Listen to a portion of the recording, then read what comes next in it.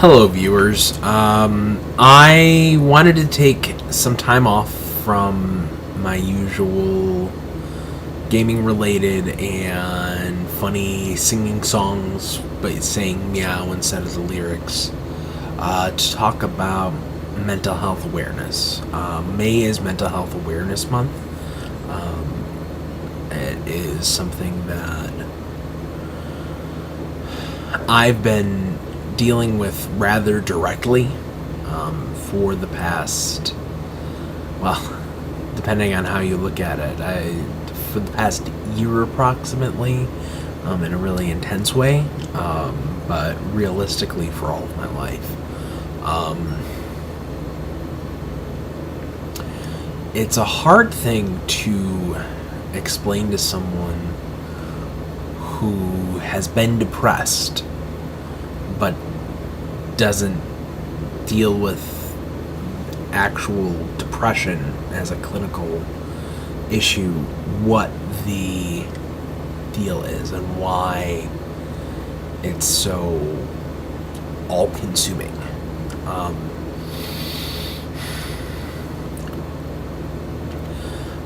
I have a family history of depression. My maternal grandmother suffered from depression and alcoholism and dealt with a lot of issues. My fraternal grandfather actually committed suicide. And it's difficult, to say the least. I think that the best way I saw it put was in a meme. I don't know if it was from Tumblr, but it was probably from Tumblr. But it was shared on Facebook, that said that when you're depressed, you don't care about anything. And when you're dealing with anxiety, you care about everything too much. And clinically, these can both exist at the exact same time, and it's absolutely horrifying. I've had times where, when I first started having serious problems at the beginning of this year myself, I went like a week and a half without bathing. It's not something pretty, it's not something fun, it's just I, got into a pair of sweatpants and a t-shirt and was like recliner surfing for a week and a half, just watching stupid comedies on, well, not smart comedies, but, watching Netflix. And I just like, I the only times I stopped is if I had to eat or if I had to use the bathroom, as I was waiting to get in to see my doctor for the first time. The most difficult thing about depression, as someone who's depressed, in my mind has a lot to do with even above and beyond the stigma issue, which is a huge thing, the mental health stigma that, even today sometimes you'll see, oh, you're going to go see a psychiatrist, eh? Well, something must be wrong with you. Well, something might be, but it's not, it's, people deal with mental illness like it is the plague, like it is the only defining characteristic of someone's life. I had an issue with my meds, and, 2 months into getting things corrected, I kind of had to laugh at it, because I was like, all those Law and Order episodes where, oh, well, he didn't know any better, but he was feeling so much better, and he went off his meds. That's the difficult thing with it. Like, you feel like you're better, and then something happens, and you start up again, and then it creates an even bigger problem. I apologize for the sound. I didn't really think about turning things off with that before I started this. The stigmas that are attached, they suck. That feeling that you can't tell someone, that you don't want someone to feel different about you, that you don't want them to treat you with kid gloves necessarily. When all you just want understanding. You know, I'm going through a very hard time. Please be aware of that sort of thing. The biggest thing, another thing that I saw related is, well, what's wrong? Why are you depressed? Which is friends and family caring. Friends and family caring is a very good thing. But, you know, when your friends and family kind of know what's going on, and you're a couple months in, and you're just like, I'm having a bad day. Like, oh, what happened? Like, I'm just depressed.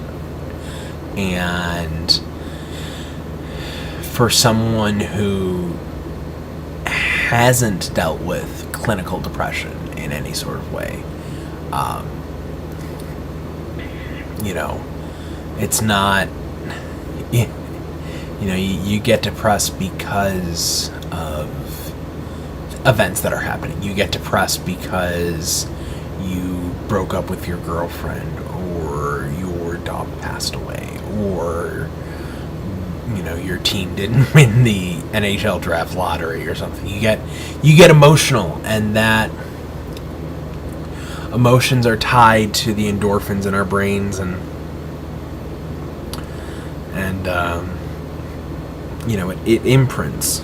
And, you know, sometimes an event will trigger something that changes in the mind, and the longer it stays there, it's a recursive algorithm sort of thing, and it kind of buries itself there until it's always going to be there.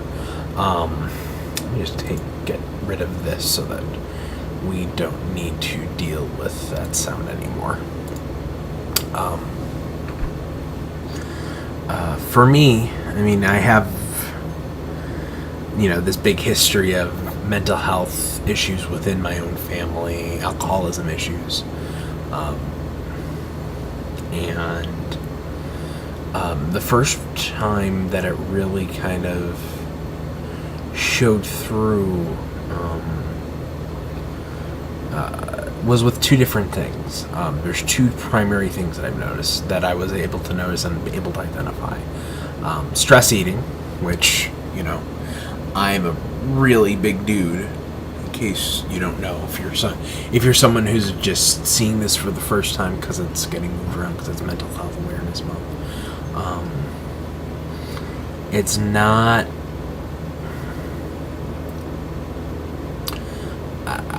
You know, I had a time where in middle school, especially, and in late elementary school, I had just changed schools, and things were difficult.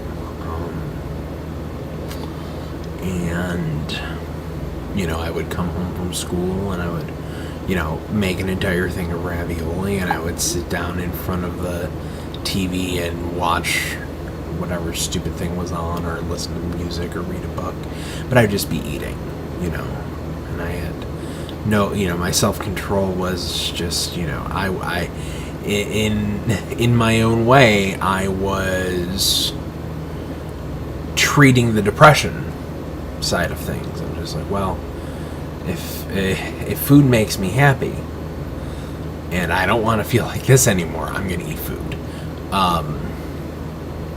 Which isn't a healthy behavior, but it's one of those things where breaking a habit of doing something like that, breaking a habit of using food or something otherwise destructive. I mean, it's setting aside completely addictive materials and also prescribed medications for that, which I'm going to get into a little bit later. You know, when you have something that's a proxy for making you feel better, it's not, you know, you're basically giving your brain the dopamine at the risk of everything else. This chocolate makes me feel good. the saying that the endorphins that you get from eating chocolate are similar to the ones that you feel when you're in love. If I have this piece of chocolate, I can close my eyes, and for a little bit, my brain's going to be doped into thinking that everything is okay. And that can be really difficult to deal with.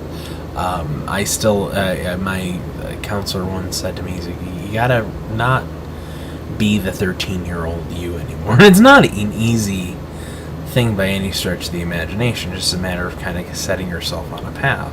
And that's kind of my big historical depressive thing. Now on the anxiety side, there's two things. The primary one is the telephone, which, since my job is actually talking to people in customer service, or has been until this point, is kind of funny. And I've had customer service jobs because I like to help people, and if I'm helping people, it gives me that rush. But as when it comes to, everyone in a friend group has played the game of, I don't want to make the call for takeout.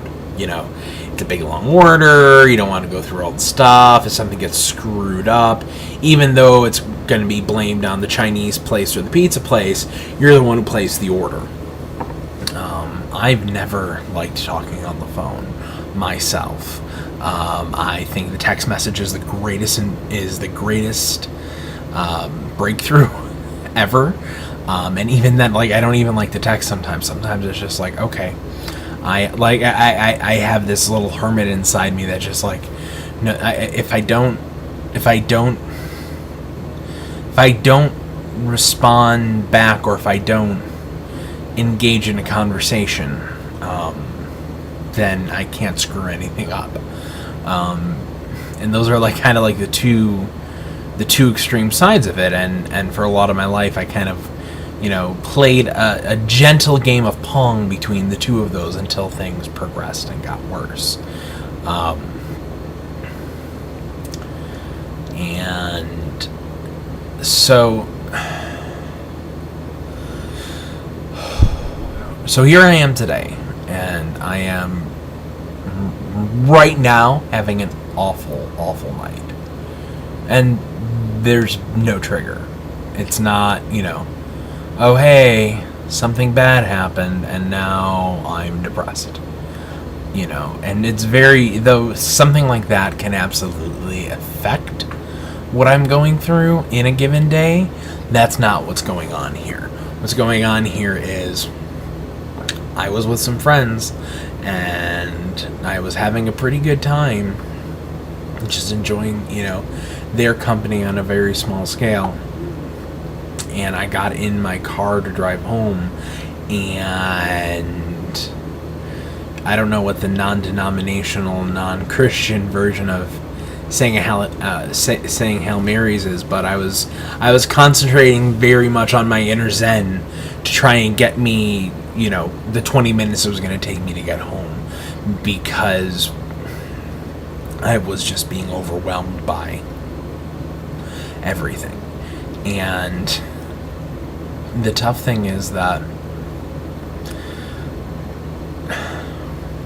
the toughest thing about, I keep saying the toughest thing about depression. I think I've said the toughest thing about depression is this, and this.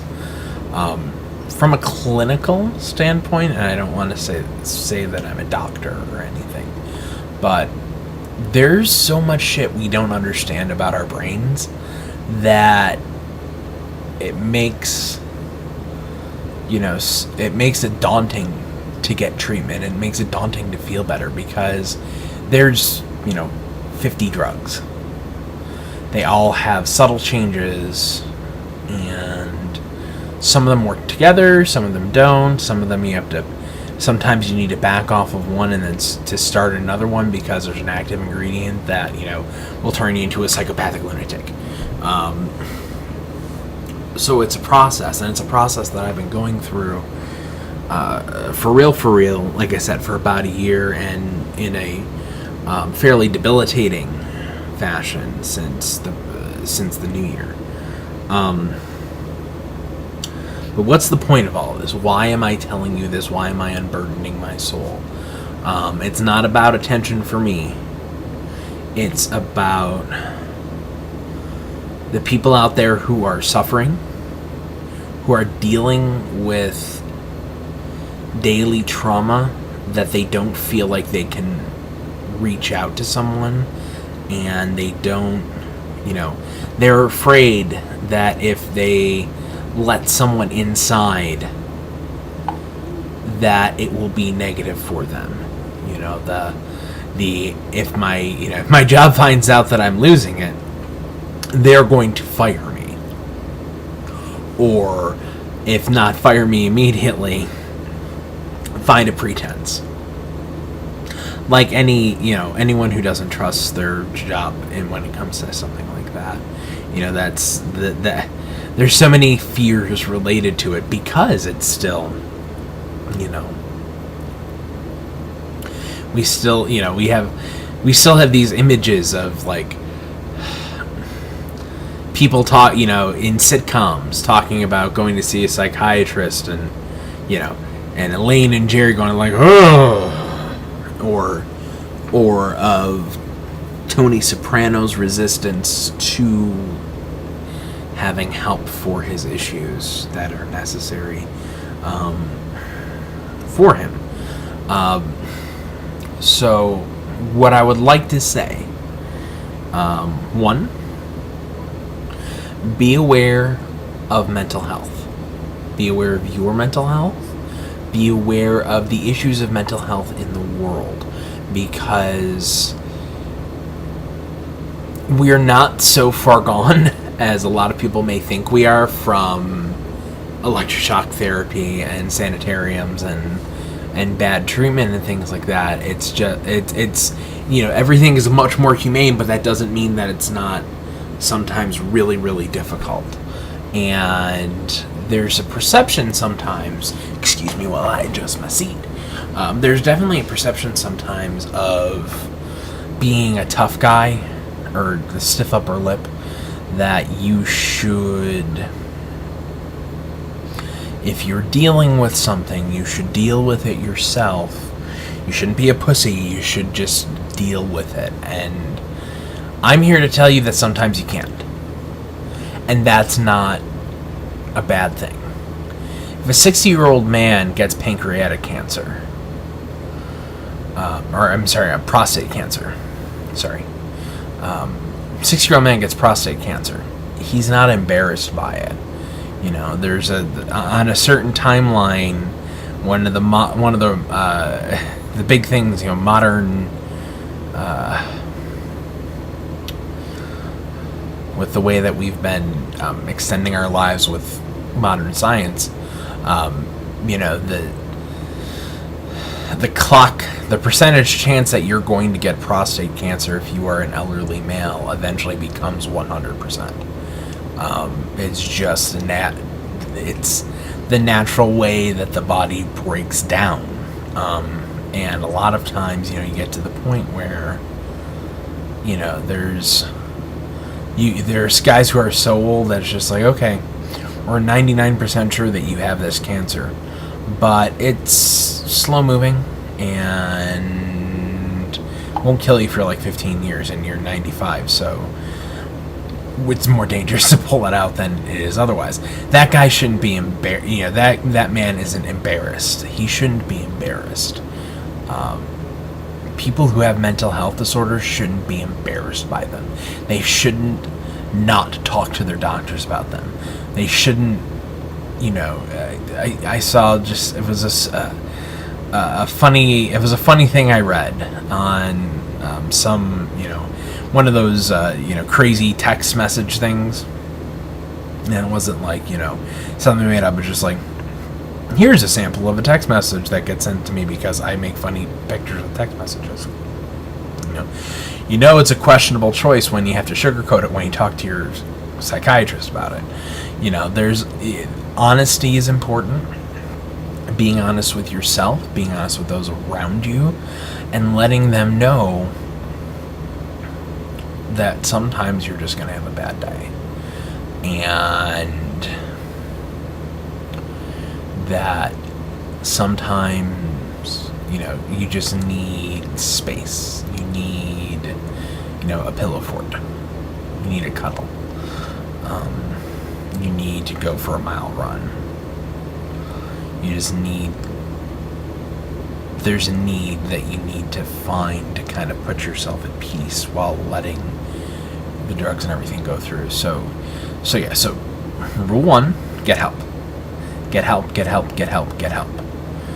This month there's there's always a ton of resources, and I will put as many as I can into the comments section as I find them, but there are plenty of resources. You're not alone. Everyone has things that they deal with. Some of them are just harder than others. You, look into my eyes, you are not alone. You are worthwhile. If there's not someone you feel comfortable talking to, there are other resources that, even like completely anonymous resources where you can just be like, hey, I'm dealing with this. What should I do? And they can help you find peace. They can help you find solace. They can help you find a doctor that, if it's not, the family doctor who everyone goes and sees and you're worried about it getting spread around. You're worth it. You are worth fighting for. And I'm gonna, just give me a little pound. I'm here for you. Even if I sometimes aren't even here for myself because it's difficult, but it's a journey, and we're happy, and I'm happy to be. I'm not happy to suffer. I'm happy to be here as someone who is speaking, and who maybe you're watching this, and if it helps at all, then maybe that if I help one person, then all of this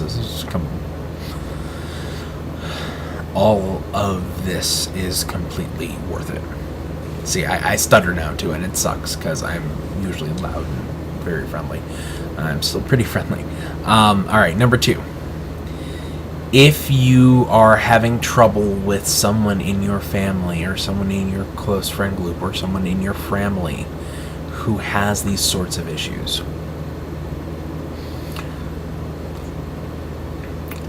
we get it. We understand that you care. Just remember that sometimes it gets harder when we're asked, well, what's wrong? Well, what's going on? I have friends that I've explained it to 2 or 3 times, and just never quite click. It's just like, well, what's wrong? Why are you depressed? I'm depressed because I have depression. It's why do you have a cold? I have a cold because the common cold spreads. Why do you have pneumonia? I have pneumonia because there's liquid in my lungs. Why are you depressed? I'm depressed because the chemicals in my brain aren't functioning correctly. It's so I'm not asking you or telling you not to ask how we're doing if you know someone, not to ask what's going on, because sometimes someone might need to just say, I'm out of spoons, or I keep walking into rooms and I don't remember what I went in there for, and I feel like I'm losing it, but would you please hold my hand? And sometimes it's just going to be like, no, it's a bagel situation, not to call it, to call it something different to make it seem less bad. It's a West Wing reference, It's not a recession. It's the donut or the bagel, one of the two. Sometimes it's just going to be like, hey, I appreciate. You may hear, it may not come off this way because dealing with this is not easy. But what we're really saying is we're having a tough time, And it's not anything specific. It's not anything that you did. It's not anything that you can necessarily help with. But if we think of something, you will be the first to know. And hopefully I can find some resources for family and friend support, for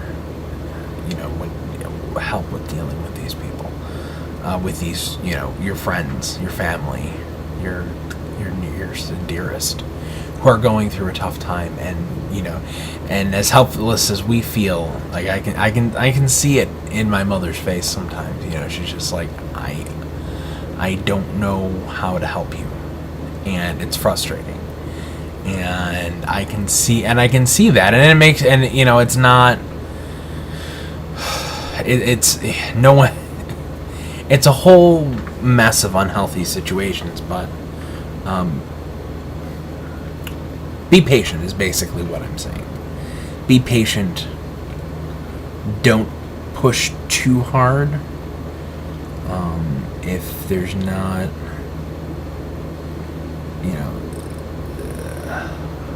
sometimes to push too hard just makes pushing too hard to, trying to be too helpful just sucks. I'm going back to TV again. So for anyone who watched Parks and Recreation, spoiler alerts, if you haven't watched it yet, which you should, but so there's a point where, well, I'll just kind of neutralize it, where there's a couple and the woman is pregnant and she is losing it because her significant other is just trying to fix everything. Sometimes as much as the effort can be appreciated, sometimes sometimes I don't need my hair redone. Sometimes I just need someone to say, it sucks that it sucks that you got gum stuck in your hair. And I'm kind of going on and on now. Okay, so 1, get help if you need it. 2, be patient with people who need help if you don't. 3,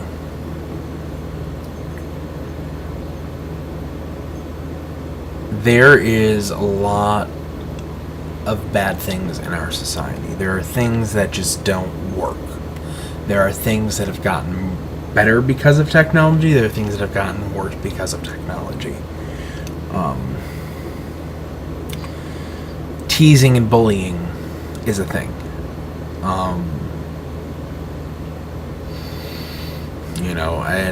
However many stories you hear about it, or how many kids have, commit suicide because they were bullied.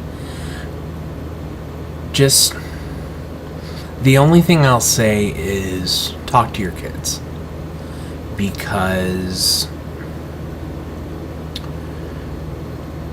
any act lashing out like that is coming from someplace. It's not human nature to be mean. It's the nature of adolescence that there are raging hormones, and and sometimes those get converted into the wrong thing, and when it becomes a pack mentality, things get worse. And when someone makes a mistake and there's a video or a Facebook message or a screen cap, it's forever, and it gets hung around your neck the way that like a shitty nickname used to when we were kids. I say colloquially, oh hey there, Stinky. Whatever. It's tougher for kids these days. And just the only thing I would say is help them. For the love of God, help them. Be a part as much as you can in your children's lives. Don't stifle them. Don't, it's a fine line to walk. but be open to them. And if something seems a little off, ask them about it. They're not going to want to talk about it. The same way that, someone like me, for years I wouldn't want to talk about, being depressed and the way certain things felt. And, the thoughts in the back of my head that, you don't tell anyone about them, because if you do, they're going to call you crazy and put you somewhere. It's not the way it is. And and as much as important as everything else that I've said has been, this is maybe even the most important part, because it's recursive.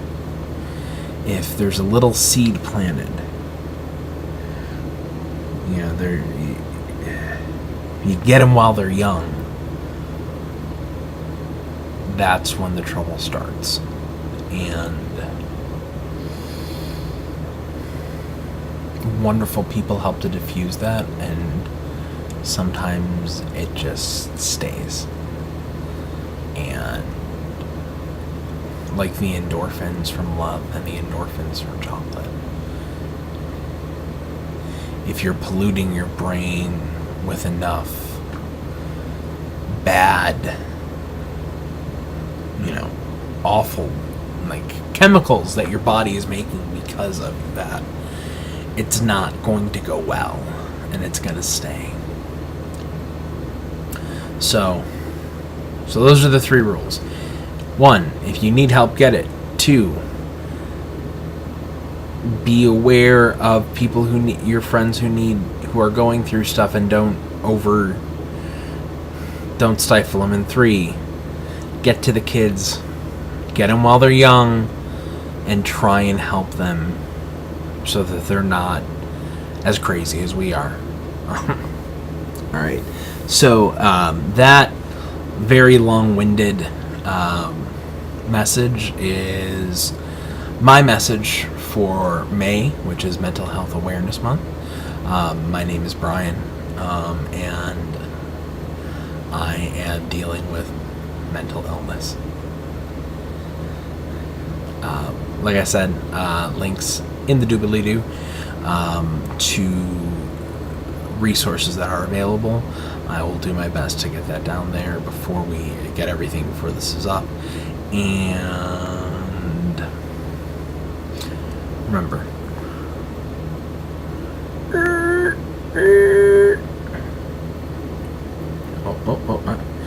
this isn't working. Pound it. Pound it. Boom. Alright. Let me put back in focus. This is my face.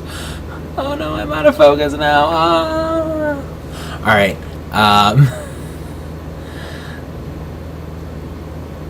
I hope you're well. And if you're not, I hope you get better. And if you need something, say something.